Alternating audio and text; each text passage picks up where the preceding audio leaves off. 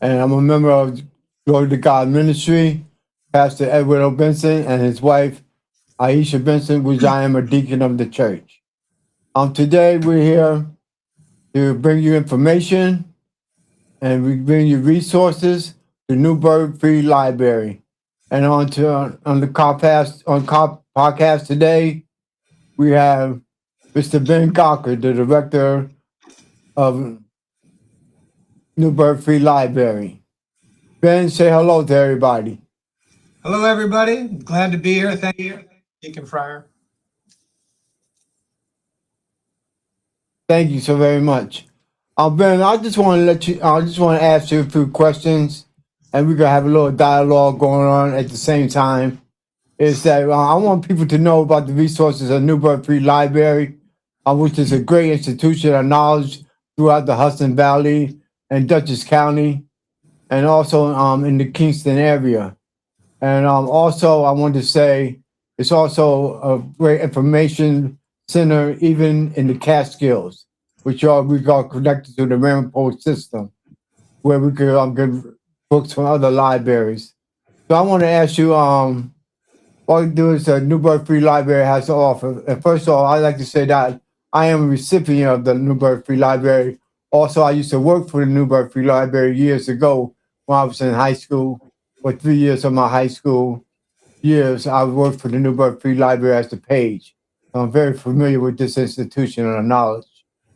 And I just want you to know that Chrome computers, we have Chrome computers at the Newburgh Free Library, and you can lease them out, not lease them out, you can rent them out, not rent, but you could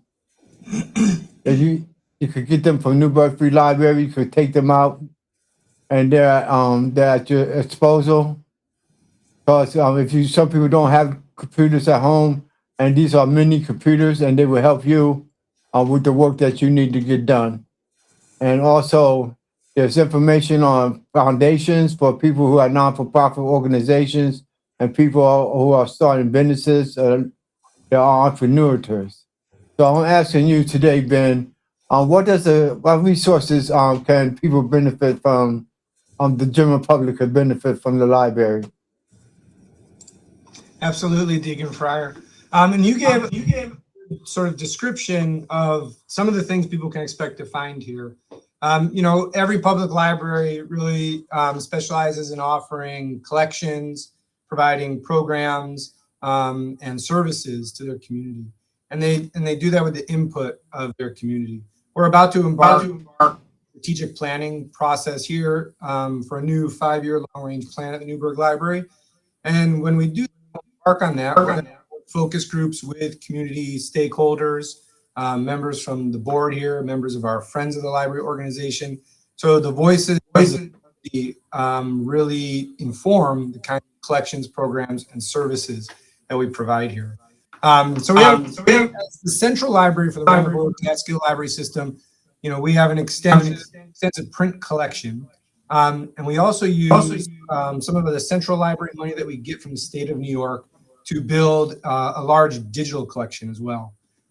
Print collection is still our most popular format here. People still want books, but you can see an increase year after year of people looking for ebooks, e-audio books, checking movies out to stream online, downloading music online.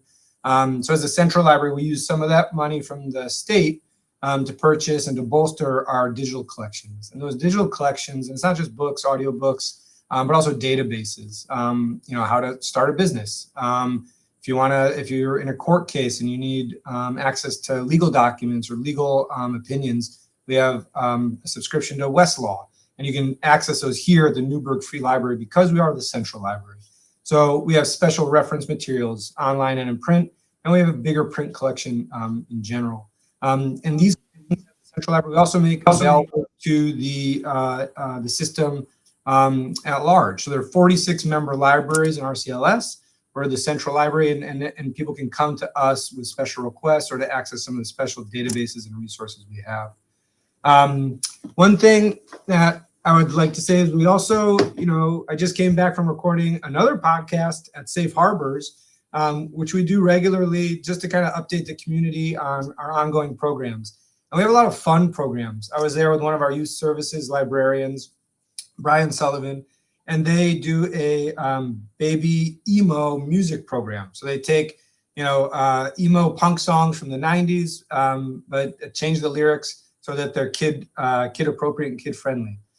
So at our last podcast we were just on, they sang a really hilarious rendition of the ABC song. We also offer, and these are just some kids programs. This is something new this year that our youth services department is rolling out with the help of some local presenters. We have a program where kids can learn French. They can come to the library and take regular French classes. We have baby yoga. We also have at the other end of the spectrum, regular yoga classes, chair yoga for people who are maybe, dealing with mobility issues, but they still want to come in and move around, almost like a physical therapy. Not quite, but it gets them moving again. We also, things that answer the real needs of our Newburgh community. I worked at the Brooklyn Public Library for about 10 years. I worked in Brownsville. I worked at Grand Army Plaza. I worked in Park Slope and Coney Island. I was all over the borough. Each community, each neighborhood in Brooklyn had a different kind of need. Coming up here to Newburgh, Newburgh has different needs than even Cornwall has, than Poughkeepsie has. And so some of the things we offer to our community are in direct response to that. We work hand in hand with the Mexican consulate.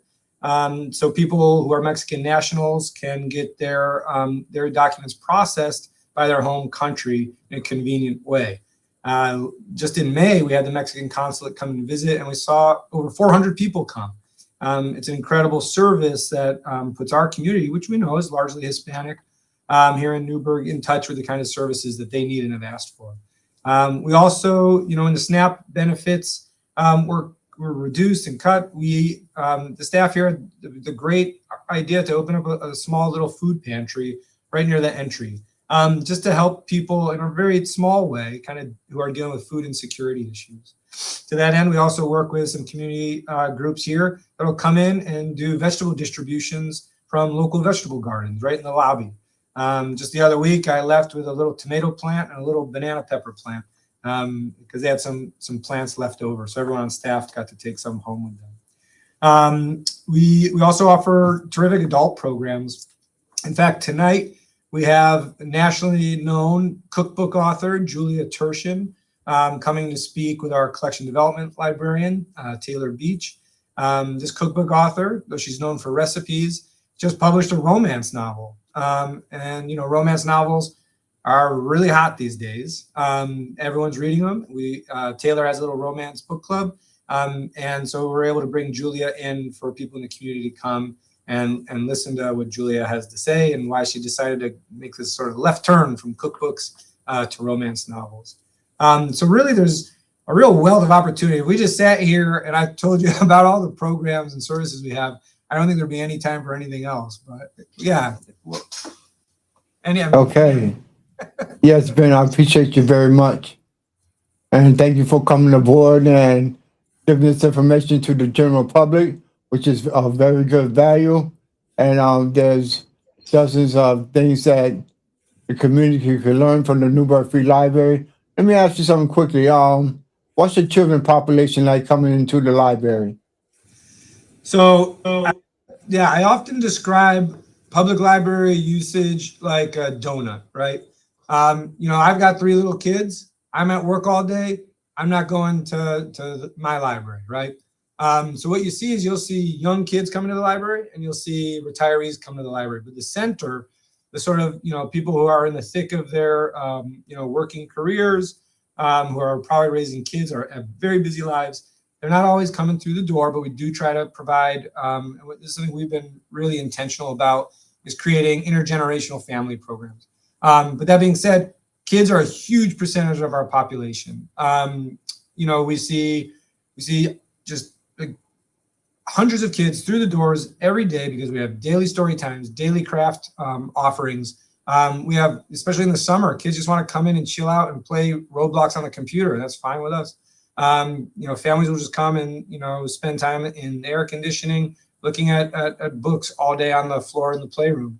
And in terms of our circulation statistics, children's book stats are, I wouldn't say the majority, but pretty close to it. They're a hefty share of what we're circulating are those picture books and board books, the things that are fundamental to establishing good habits in terms of early literacy.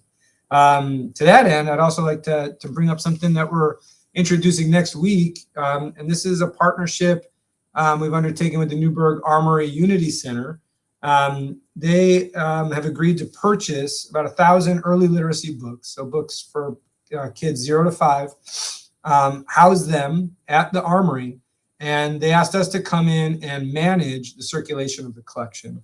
So we will have staff at the Armory in this new Little Learners Literacy Collection, that's what we're calling it, on Tuesdays, Wednesdays, Thursday mornings, and Saturday mornings, to work with families, to get them into reading aloud to their children, introducing families and young kids to books as early as possible.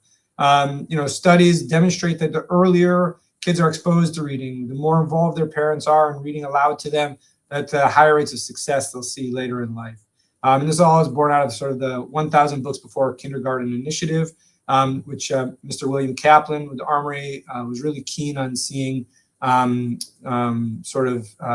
rolled out at the Armory, and we are more than happy to support his interest in getting families and young children connected with books. And as part of that, we also just changed our library card policy. You used to have to be 5 years old to get a library card. Now you just have to be born. So babies can get library cards, and families can start kids on a lifelong path of learning and reading at the Newburgh Free Library. So we're really proud of that. Okay, that's great. That's great. Very good.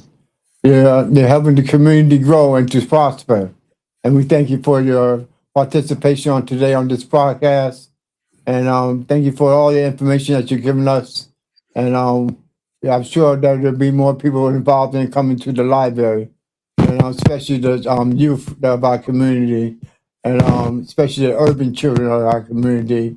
As you said, they need to learn how to read at an early age so they could keep up with the pace of the growing educational system that will shape their lives in the future. Thank you so much, Ben, for coming out. Appreciate you. Thank you, everybody, for tuning in.